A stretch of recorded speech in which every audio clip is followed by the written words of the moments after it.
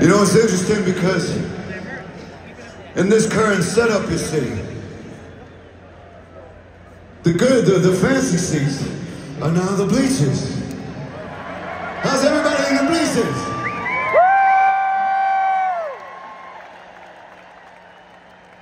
Yeah, it's nice to change things up every once in a while, right?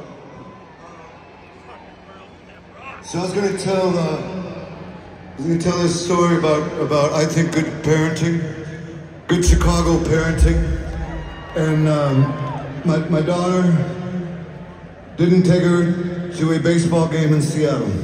She was 3 years old. I wouldn't take her to a game until she could come to a game at Wrigley Field.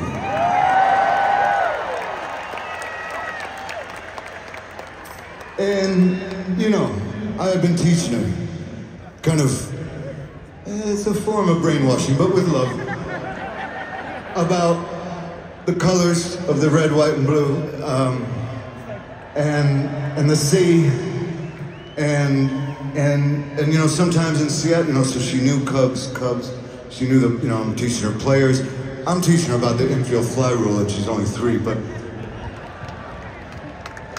I digress. This thing would happen where every once in a while, we'd see another Cub hat in Seattle. Maybe a jacket, maybe a hat.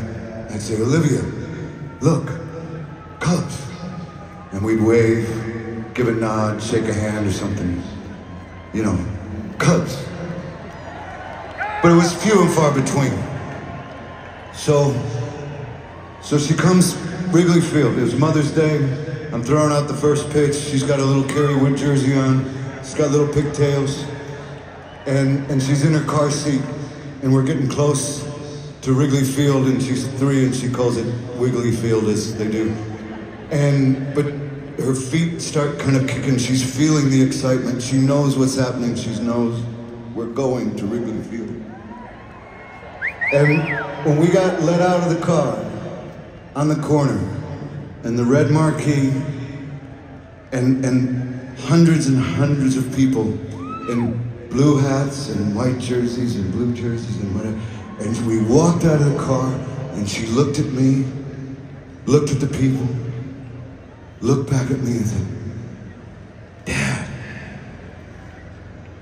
everybody comes.